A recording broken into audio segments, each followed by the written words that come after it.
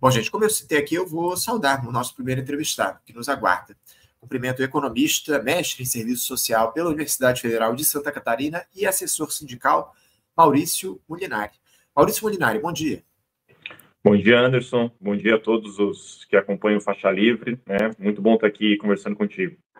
Prazer nosso te receber aqui novamente, Maurício. Eu quero agradecer demais a tua participação para a gente falar um pouquinho sobre o cenário da política nacional, enfim, desenvolver o que foi esse primeiro turno das eleições municipais, repercutir esse tema, mas antes eu queria uma análise a respeito de uma situação mais geral do país, né, Maurício? A gente tem aí o governo do presidente Lula com um pouco mais de 1 ano e 9 meses de mandato, em meio a essas pressões aí, agora esse problema relacionado às bets, né, esses recursos aí que são utilizados pelos beneficiários do Bolsa Família nas apostas eletrônicas, também agora essa que eu considero uma vitória do presidente da República, que é a aprovação do Gabriel Galípolo pelo Senado Federal para comandar o Banco Central a partir do ano que vem, substituindo o Roberto Campos Neto, enfim. Daqui a pouquinho, inclusive, a gente vai aprofundar essa aprovação que se deu no dia de ontem lá no Senado Federal. Mas eu primeiro, Maurício, eu queria uma análise tua a respeito de como é que você avalia esse governo do presidente Lula, o que representa essa gestão de amplíssima aliança nesse momento está colocado. Daqui a pouco, aliás, a gente vai tratar das eleições municipais aqui no programa. Mas como é que você vê essa postura do presidente da República e as pressões que ele sofre? Como é que ele tem lidado com essas pressões ao longo dos últimos tempos? E se a esquerda, que faz parte desse governo, se a ala esquerda desse governo tem feito as pressões em favor dos interesses da classe trabalhadora? Bom, Anderson, eu avalio que o governo Lula, agora finalizando já o seu segundo ano, completo de governo, testado nas eleições, porque de fato as eleições municipais, por mais que elas tenham pouca influência do ponto de vista do poder geral, elas são um indicador importante para ver como se movimentam as forças políticas e institucionais brasileiras.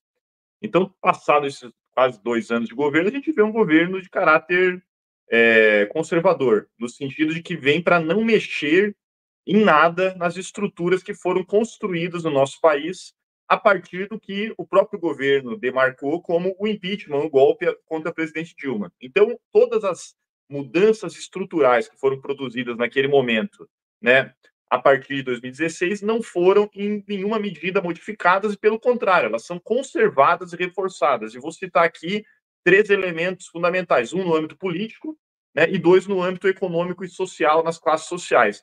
No âmbito político, a hipertrofia do sistema parlamentar brasileiro, das velhas raposas políticas, que depois de 2016 aprovaram um conjunto de reformas políticas que dão a eles a condição de disputar o processo eleitoral municipal, tal como disputaram dessa vez.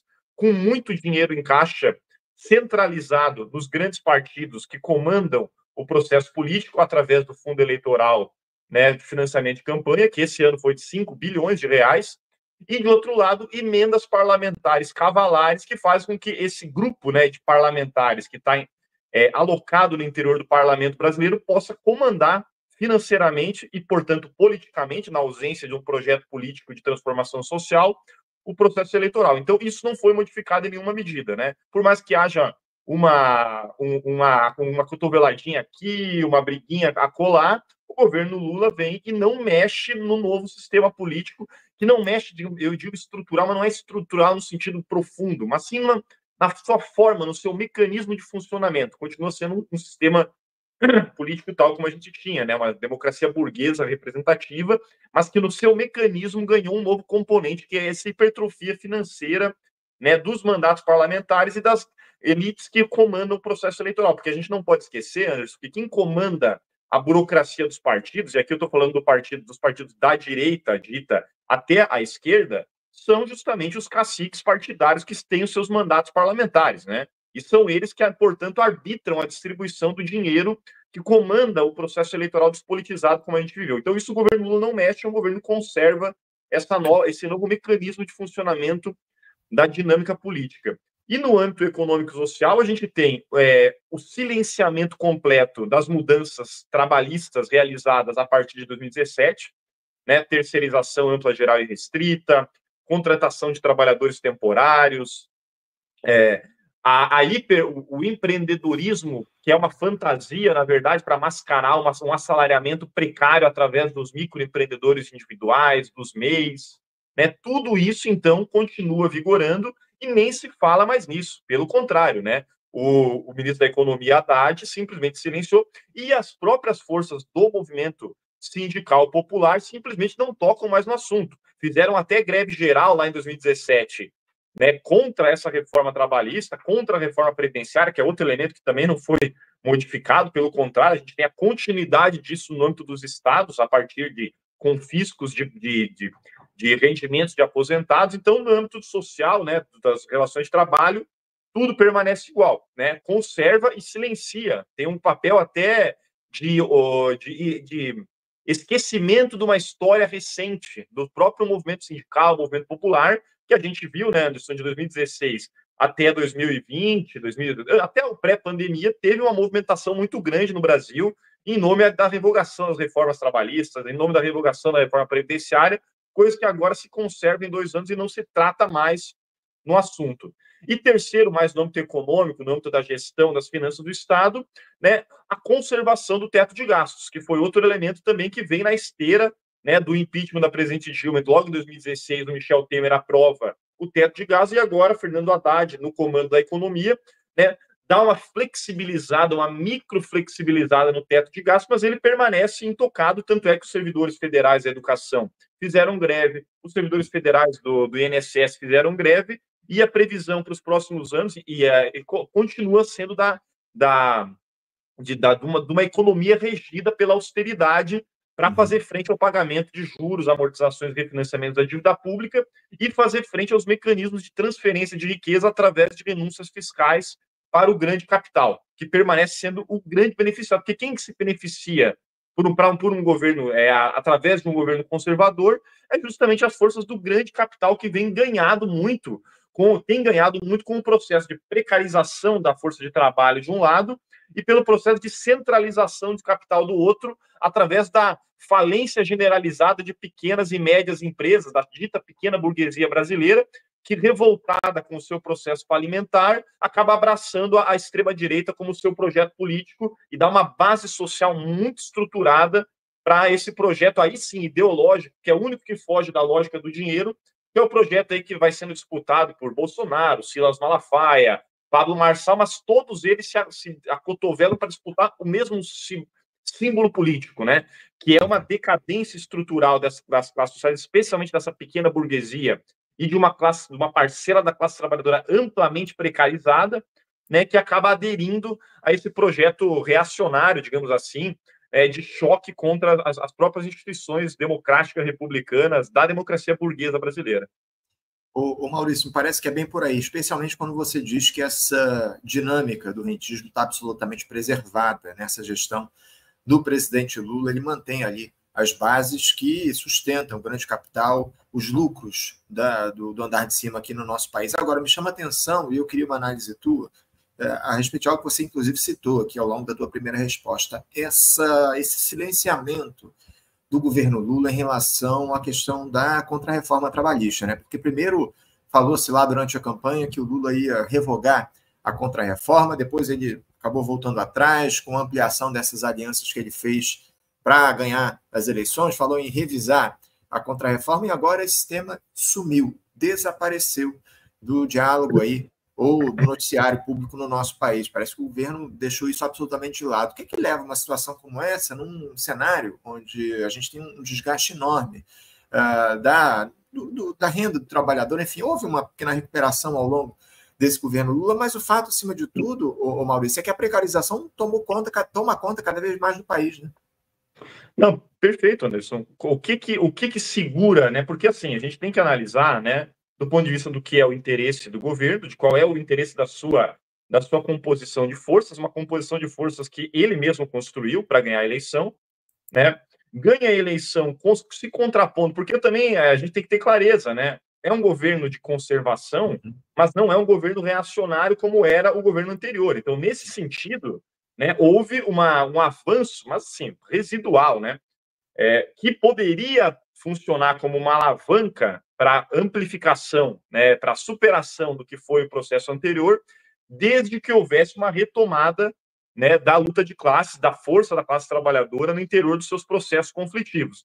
E essa retomada não acontece, em primeira medida, pela cooptação das lideranças políticas que hoje ocupam, né, a cabeça dos órgãos de representação da classe trabalhadora. Então, de um lado, é uma variável política, de fato, porém, de outro lado, também é uma variável econômica, Anderson, porque, de fato, dentro de uma estrutura precária, há uma recuperação econômica conjuntural, cíclica, que logo ali na frente vai se extinguir, mas sim há, né, uma recuperação no sentido de que algum nível da retomada de políticas sociais, que são políticas de conservação da ordem, nós não podemos ter dúvida de que a cartilha do Banco Mundial, das políticas de atendimento, de mitigação da miséria, focalizada, que vem no sentido daquilo que Marx falava, né? É importante não deixar que a pobreza... É importante manter a pobreza, né? É preciso controlar a pobreza e não erradicar a pobreza. E as políticas sociais, elas vêm nesse âmbito, no âmbito de controlar, de manter, né, num patamar onde ela não se torne explosão social. Então, nesse nível, o governo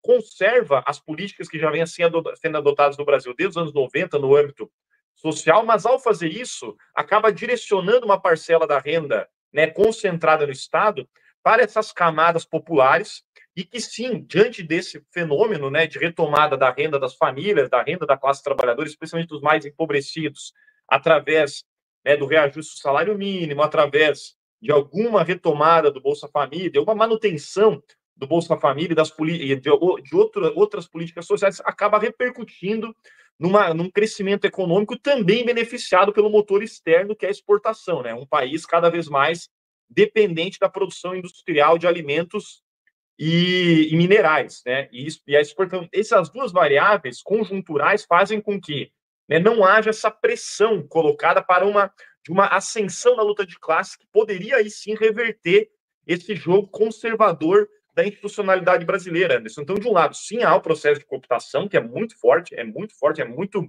enraizado, é muito profundo, mas também há uma conjuntura momentânea econômica que favorece, porém, Anderson, esse que é um ponto importante, favorece uma mitigação da pobreza, mas não reverte a situação da precariedade. E daí a gente chega por que parte do Bolsa Família vai para as casas de aposta. E poderíamos estender casa de aposta, para o dízimo da igreja, né, para todas as formas místicas de buscar um sentido numa sociedade sem sentido. Porque o que poderia dar um sentido mais estável, do ponto de vista, inclusive, das relações burguesas, né? Seria o quê? O sujeito ter renda suficiente para poder comprar uma geladeira, aquilo que o Lula adorava falar no seu segundo mandato. Comprar geladeira, comprar carro novo, mas isso não é. Essa recuperação que está aí não é capaz de fazer isso. Essa recuperação que está aí não é nem capaz de limpar o endividamento pregresso da classe trabalhadora, que teve que pegar a dívida no banco para pagar a fatura de luz, teve que pegar a dívida no banco para pagar a dívida antiga. Então, essa recuperação econômica ela é muito residual, ela é capaz, numa dinâmica de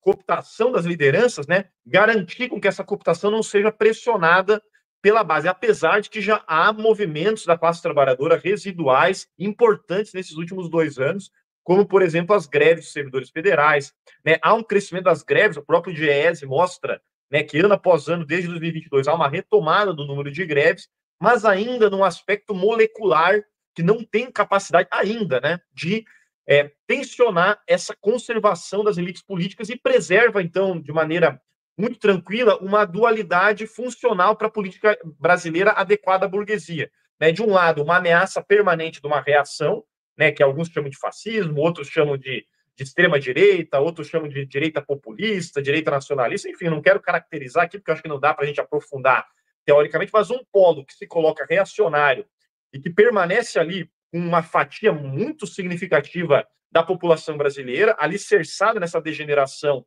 econômica, e a ameaça permanente desse polo facilita a aglutinação do polo oposto, que é o polo conservador, porque o polo revolucionário, de transformação social, esse não está colocado porque a classe trabalhadora, né, ela não encontra uma representação política hoje que represente os seus interesses claramente. Os seus interesses hoje estão difusos, sem capacidade de ser centralizados e representados no âmbito das centrais sindicais, no âmbito dos partidos, no âmbito dos movimentos populares, que não apresentam um programa claro de transformação social, aí sim podendo constituir um outro campo da política brasileira que hoje está difuso. Ele existe, Anderson, molecularmente, ele está nas relações sociais, mas ele não consegue se centralizar politicamente, e a oposição entre reacionarismo e conservadorismo acaba comandando a política, e ambas são alternativas ao grande capital. O capital sempre teve, o grande capital sempre teve no seu panorama a conservação da ordem construída por eles, porque a ordem que a gente vive é a ordem construída pela ditadura militar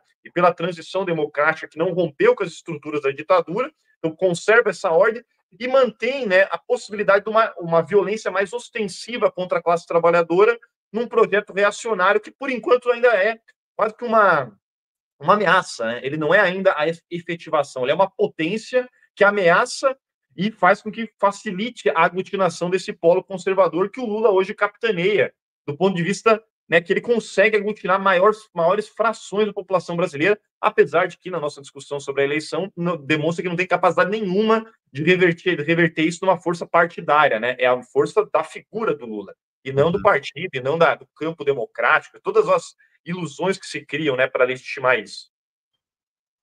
Muito pelo contrário, parece que o PT vem perdendo espaço aqui no nosso país, cada vez mais. Infelizmente, a situação é essa. O Lula personaliza, acima de tudo, o que é o Partido dos Trabalhadores hoje. Daqui a pouquinho a gente vai falar, inclusive, sobre essa desmobilização da classe trabalhadora, especialmente no âmbito do processo eleitoral aqui no nosso país. Mas eu também queria ouvir uma análise tua, Maurício, para essa aprovação no dia de ontem do nome do Gabriel Galípolo para comandar o Banco Central a partir de janeiro do ano que vem. O Galípolo foi aprovado lá no Senado Federal, na Comissão de Assuntos Econômicos, primeiro por unanimidade, e depois no plenário da Câmara, do Senado, com uma aprovação estrondosa, né? Se não me engano, foram 66 votos contra 5 a favor da indicação do Galípolo para comandar o Banco Central a partir do ano que vem. Eu queria uma análise tua, Maurício, até que ponto o Banco Central ele pode se tornar, com a indicação, com a chegada do Galípolo à presidência, ele pode se tornar um aliado do país nessa busca pelo desenvolvimento econômico e social a partir da utilização de uma política econômica responsável. Como é que isso pode se dar, se isso é possível com o Galípolo comandando o Banco Central, o Galípolo indicado pelo presidente Lula? Como é que você vê o papel do banco a partir de 2025, com o Galípolo no comando? Bom, Anderson, eu avalio que o papel do Banco Central continuará sendo o mesmo, né? O Galípolo demonstra na sua aprovação no Senado, né, pela mão de quem ele vem, né? Vamos combinar que Fernando Haddad cada vez mais se mostra como um sujeito de confiança do grande capital. Ele pode não ser aqueles sujeitos que vêm organicamente, né, ao grande capital, não é um Delfim Neto, não é uma figura como os Chicago Boys, né? Mas ele goza de ampla confiança do grande capital. Não é por acaso que ele passou de professor da USP a professor do INSPER, que é um dos polos de formação ideológica dos quadros dirigentes da classe dominante, né? Dos quadros dirigentes que vão ocupar pontos chaves na hierarquia das grandes companhias privadas brasileiras, do capital monopolista, que vão ocupar pontos chaves dentro das secretarias de Estado econômicas dos governos estaduais, do governo federal, ou seja, da burocracia do Estado. Então, ele é um sujeito de confiança, Fernando Haddad, e o Galípolo, vindo por meio de Fernando Haddad, validado pelo Senado, validado pela sua postura conivente dentro do Banco Central, enquanto diretor do Banco Central, as principais posições do Campos Neto, o Banco Central vai continuar sendo esse órgão, seja independente, dependente, autônomo, um órgão fiel ao regramento, à condução dos negócios do grande capital, porque o Banco Central está aí, né, na forma como está, para gerir os negócios do grande capital, para ser uma força responsável de gestão dos grandes negócios da burguesia, que, no caso brasileiro, é uma burguesia que eu não considero rentista, tá? Eu considero uma burguesia, né, num padrão de acumulação voltado para a exportação de matérias-primas agrícolas e minerais, né? Porque senão a gente acha que é tudo financiarizado. Não, há muita produção de riqueza hoje, porém uma produção de riqueza cada vez menos de natureza industrial intermediária, que foi a tônica do processo de industrialização do Brasil dos anos 30 até o final do século 20, né? Aquela absorção de setores metalmecânicos, a formação do ABC Paulista, setores químicos, tudo em torno, né, do grande capital da indústria automotiva de capital monopolista, esse regride em participação, não quer dizer que regride em termos absolutos, continua havendo, né, expansão desses setores, porém o setor agrícola e mineral exportador, ele tomou conta do país, tanto é que hoje você tem novas cidades, um novo processo de urbanização que deslocou o poder político que antes estava muito concentrado na região de São Paulo, deslocou para as regiões do centro-oeste, norte e nordeste brasileiro, onde se expandiu, né, esse capital agrícola mineral exportador. Tanto é que a gente teve o surgimento de novas cidades do nada, né? Cidades que até então tinham 20 e poucos mil habitantes, e hoje são cidades que têm segundo turno nas eleições aí, com mais de 200 mil habitantes, né? Baseado no quê? Na expansão urbana industrial de um capital que é agrícola, mas não é aquele agrícola camponês, como a gente tem aquela ideia idílica, né? De um campesinato. Então, não, é baseado em caminhonete, sertanejo universitário e produção mecanizada voltada para exportação. Então, esses setores hoje é que comandam a política do Banco Central, que é uma política que está determinada com a necessidade de atrair capitais, porque o Brasil é um país dependente e, nesse sentido, perde, né, riqueza nas relações internacionais, perde parcela da sua mais-valia, né, para o mercado externo, para os países imperialistas, de fato, e, portanto, tem que sempre manter uma taxa de juros elevada, né, para rentabilizar capitais externos que possam financiar esse processo de acumulação de capital interno. Então, essa dinâmica que permanece, porém, menos calcada no processo industrial típico, né, de mercadorias intermediárias, que o Brasil também nunca absorveu a indústria de ponta, né, sempre a indústria intermediária,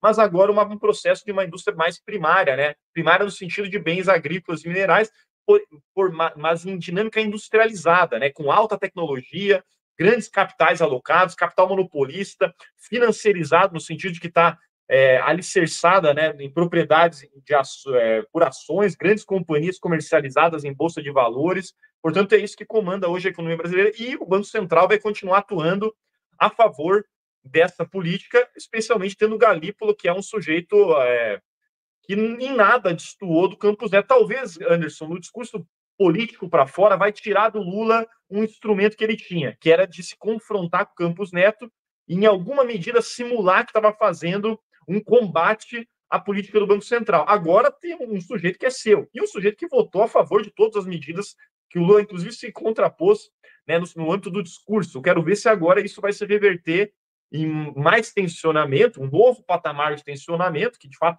tem aqui para as estruturas do Banco Central, para a política do Banco Central, ou vai continuar, né, numa simulação cada vez mais diluída e sem apego, né? Para as pessoas não deixem de acreditar de que há de fato uma oposição do governo em relação ao Banco Central.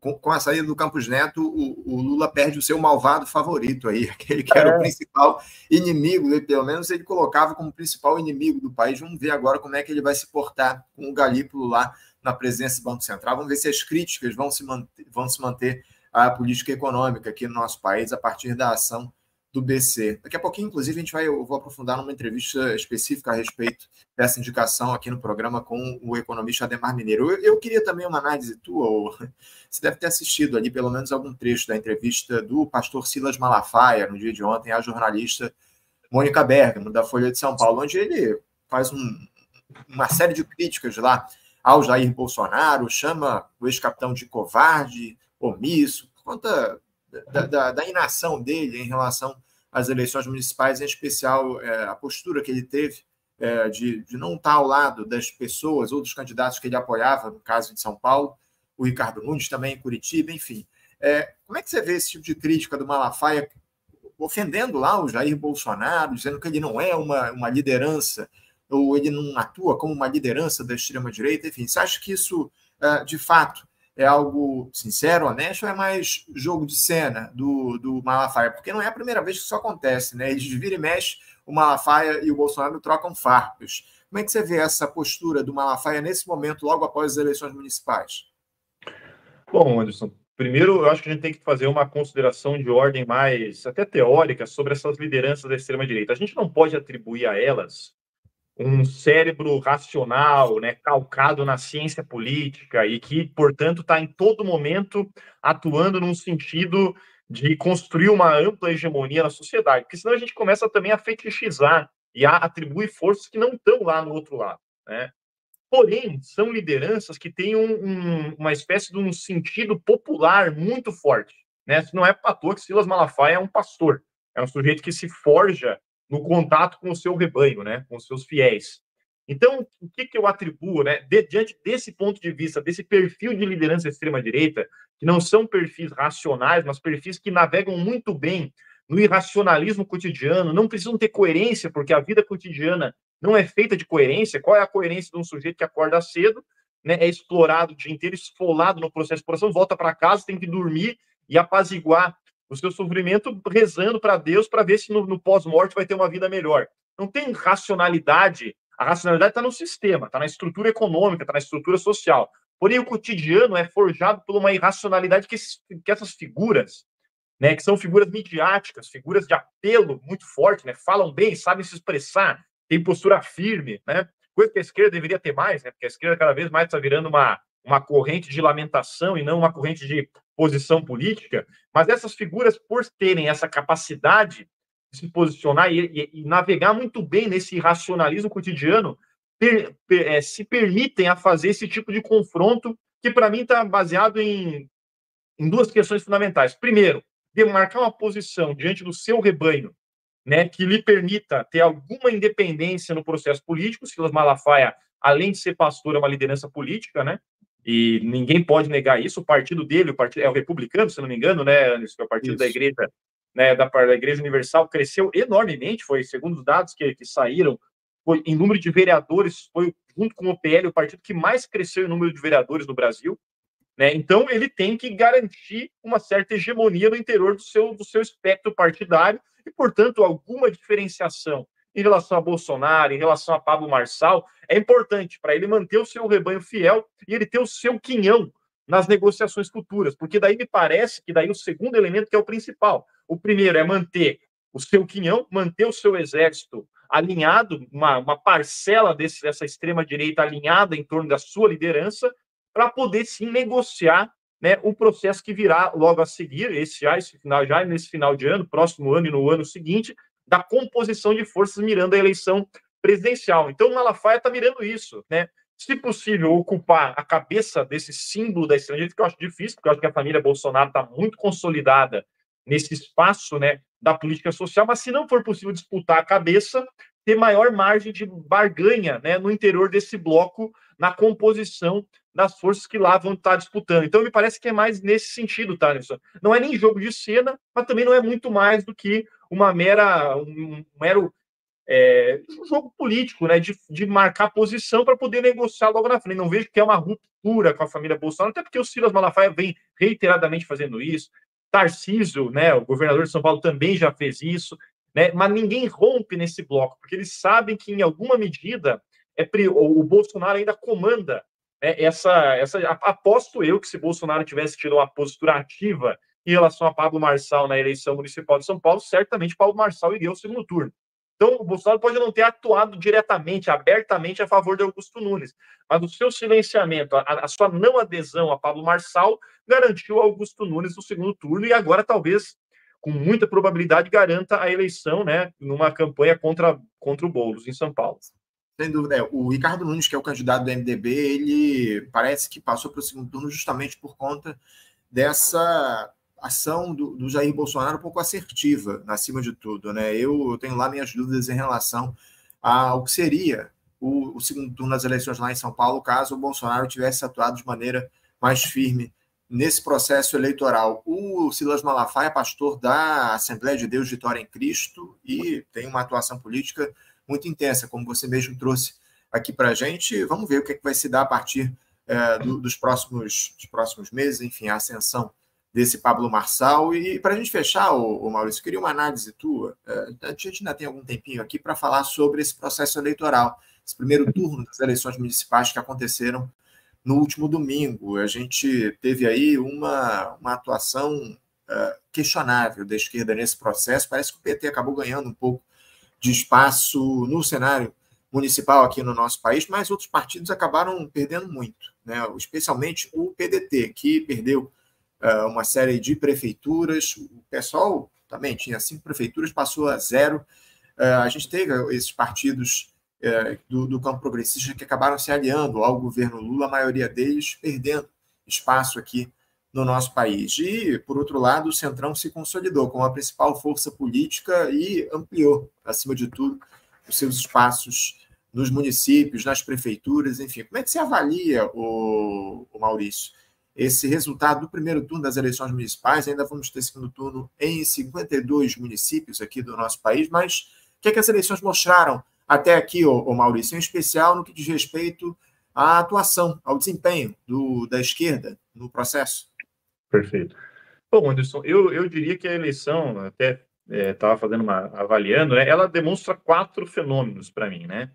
Em primeiro lugar, os dados frios, eles não é que eles, a gente teve o crescimento basicamente de 5 ou 6 partidos que cresceram, entre eles o PT, né? Mas cresceram, obviamente, no esvaziamento dos demais partidos, né? Esses que você colocou, PDT, PSOL, mas também o PSDB, por exemplo, né? Que foi um partido que derreteu, né? Que vem derretendo e está sendo absorvido pelos demais, né? As lideranças com capacidade eleitoral do PSDB estão migrando para os demais partidos e demonstra uma centralização do espectro partidário brasileiro produzida pela dinâmica da distribuição dos recursos eleitorais. Me parece que numa eleição, daí o segundo ponto, que foi despolitizada, politizada no sentido da classe trabalhadora, né? De verdade, de um plebiscito de fato, plebiscito programático, não foi o que comandou as eleições. O que comanda a eleição são aspectos secundários, né, da disputa política do ponto de vista da classe trabalhadora, aspectos morais, aspectos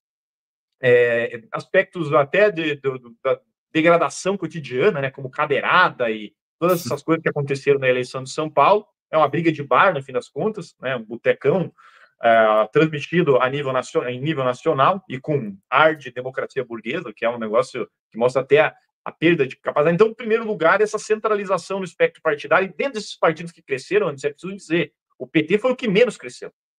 Foi o que menos cresceu e cresceu quase que exclusivamente nas cidades pequenas e médias, e não nas grandes cidades. Se a gente pega as cidades que têm segundo turno, que são 103 cidades no Brasil, que tem mais de 200 mil habitantes, o PT venceu apenas em 2 prefeituras e vai disputar agora 14 segundos turnos, com pouquíssima possibilidade de efetivar a maioria dessas campanhas em vitória eleitoral.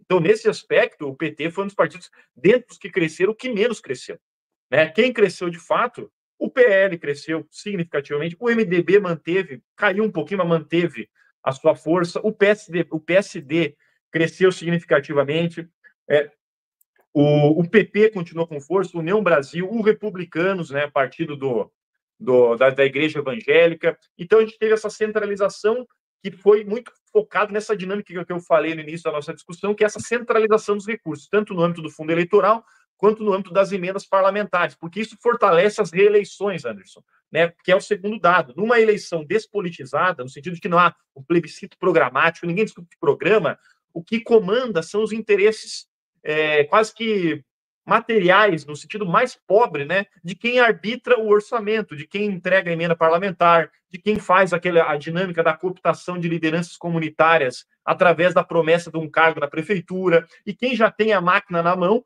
acaba tendo muita força. Tanto é que a gente viu vitórias consideráveis das reeleições, né, que é outro dado importante dessa eleição, que também vem na lógica, na dinâmica de muito recurso concentrado e despolitização do ponto de vista da classe trabalhadora no processo eleitoral. Terceiro ponto importante dessa eleição, Anderson, a dita polarização, que na minha avaliação ficou quase concentrada em São Paulo, né? Porque como a eleição tem cada vez mais um aspecto midiático, eu via aqui em Florianópolis se falava mais da eleição de São Paulo, ainda mais por conta do Pablo Marçal, né? Que virou uma espécie de um ícone midiático, do que das eleições municipais. Então, a dita polarização da eleição presidencial, ela não pode se multiplicar, porque ela é justamente centralizada. Ela ficou centralizada em São Paulo e permitiu, inclusive, uma degeneração ainda maior da programática política discutida em todas as demais cidades do país, que naturalizam o liberalismo e tudo que a gente falou anteriormente, né? Naturalizam, como não tem mais, quando no momento que se deveria, né, que supostamente as atenções estariam direcionadas para o que vai comandar a dinâmica do Estado, né, nos próximos anos, não se trata de programa, então se naturaliza o programa vigente. E o programa vigente é a continuidade e manutenção das contrarreformas, que foram naturalizadas nesse processo eleitoral, mais uma vez. Então, o processo eleitoral, mais uma vez, demonstrou pouca capacidade de fato, levantar um debate programático para a sociedade brasileira. E, por fim, quarto ponto, né, que eu até, sendo um pouco repetitivo, mas demarcando, é essa perda de influência do PT e dos seus satélites na dinâmica eleitoral. A gente tem alguns dados só, né? Em número de vereadores, o PT foi o 8º partido apenas em eleição de vereadores no Brasil, elegeu só 5,7% de todos os vereadores do Brasil, é uma perda bastante significativa de poder institucional, como se diz. Nas capitais, o PT não ganhou nenhuma e está agora em 4 segundos turnos, então demonstra que também não tem. Os demais partidos nem isso, né? Não foram. O PSOL derreteu o PSOL. A estratégia de virar um satélite sem nenhuma crítica do PT, derreteu o PSOL enquanto força eleitoral, tirando o Boulos, que também não dá para diferenciar se o Boulos é PT ou PSOL. O Boulos na prática, ele é mais do Partido dos Trabalhadores do que do PSOL, porque não há mais diferenciação, né? Há uma grande geleia, né, dita, entre aspas, progressista, mas que também não tem programa claro de mudança social. Então a gente vê também esse derretimento em um partido que se interiorizou, um partido que não está mais disputando as capitais, não está mais disputando os grandes colégios eleitorais, né, e que mantém a sua força. E aí a gente tem um dado importante: o nosso limite, e aí do ponto de vista geral, continua sendo Lula, né? É o limite das forças que esse campo dito progressista, que se incorpora os setores organizados da classe trabalhadora, tem como limite no sentido que é o horizonte máximo, e no sentido que ao seu horizonte máximo é aquilo que também reduz o horizonte futuro, né, que não acaba se colocar. Então eu digo que o processo eleitoral, obviamente, todo mundo vai continuar depositando seu voto, fazendo suas campanhas, porque tem algum dado de relevância nas eleições, mas elas foram eleições no aspecto mais relevante delas, no sentido de validação e conformação da ordem vigente, com esse espaço aí perigoso para figuras como Pablo Marçal, né? Uma figura degradada de cima a baixo, mas que mesmo degradada de cima a baixo, ocupou uma posição significativa de 1/3 da votação na maior cidade do país, né, que concentra ainda a maior fatia do poder econômico e político do país. E a gente tem outras figuras que não são Pablo Marçal, mas do ponto de vista programático são idênticas, né? Podem não ter esse aspecto lúdico, digamos assim, circense do Pablo Marçal, mas no programa são idênticas, que é o que ganhou em grande medida as prefeituras do país. O programa o programa econômico social do Pablo Marçal foi eleito, né? Não foi eleito o palhaço, né? Mas o circo está montado e a gente tem aí o amplo espaço para avanço do liberalismo, com um único ponto de confronto, que são os setores da classe trabalhadora e a degradação econômica e social promovida, que pode, nas contradições, para também não ficar aqui no cordel, né, da lamentação, que devem ser o ponto alavanca para a gente construir uma nova alternativa na dialética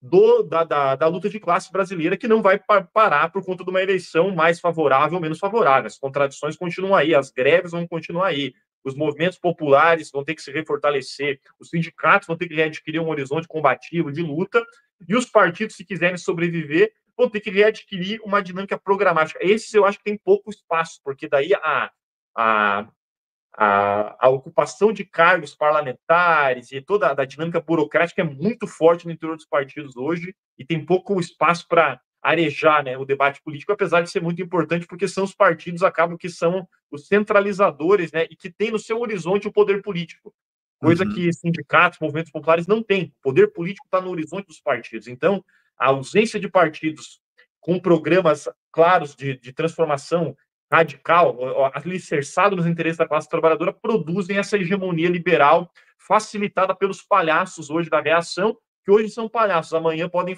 ser os mágicos do circo e fazer coisas tenebrosas, né? Que é o que pode ser no futuro que virá. Eu volto a repetir aqui, Maurício, algo que eu já disse em certa ocasião aqui no programa. É muito preocupante quando a gente percebe que o limite ou a esperança da esquerda é um político de centro como o presidente Lula. E, mais do que nunca, parece que essas eleições confirmou o poder das emendas parlamentares, né? Os deputados aí do Centrão acabaram tendo algum avanço aí nas suas representações, no apoio aos seus candidatos a partir justamente dessa utilização dos recursos das emendas que foram ampliadas ao longo dessa gestão do presidente Lula. O Congresso tem cada vez mais dono do orçamento público no nosso país. Isso se reflete de uma forma ou de outra nas eleições municipais. E se me permite, Anderson, além disso, como as emendas fortalecem os parlamentares fortalecidos ocupam as posições chaves no interior dos partidos, e as posições chaves no interior da burocracia partidária é o que define a distribuição do fundo eleitoral. Então, é um sistema que está muito azeitado para manter intocada a estrutura do poder, né, que está consolidado nos grandes partidos que acabam cooptando lideranças de partidos decadentes como o PSDB. A liderança viável eleitoralmente do PSDB sai fora do PSDB e vai para o PSD, para o MDB, porque não muda muito, né? O que muda está no MDB, PSD, PL, não muda muita coisa. Então, há uma centralização do poder ainda maior na mão de figuras que são o que você coloca como centrão, né? Mas o centrão, a sua expressão material é o dinheiro, é os negócios do grande capital, porque é isso que o centrão, que a gente tanto fala, representa. É isso. Maurício Molinari, eu quero agradecer demais a tua presença aqui com a gente mais uma vez para fazer essas análises aí do resultado eleitoral, da conjuntura política aqui do nosso país. Obrigado pela tua participação. Uma boa quarta-feira para você. Um abraço forte, viu, Maurício? Um abraço, Anderson. Bom resto de semana para ti, né? E que continuamos aí na luta. Um abraço para todo mundo que acompanha aqui o Faixa Livre. Até a próxima. Seguimos na luta. Um abraço forte. Até a próxima. Seguimos. Conversamos aqui com Maurício Molinari. Maurício, que é economista, mestre em serviço social pela Universidade Federal de Santa Catarina e também assessor sindical, falando aí um pouco sobre o quadro da política aqui no nosso país, eleições municipais, sobre a atuação do governo Lula nesse quase 2 anos de mandato do chefe do executivo, como é que Lula se portou também nessas eleições. Importante o papo aqui com o Maurício no programa.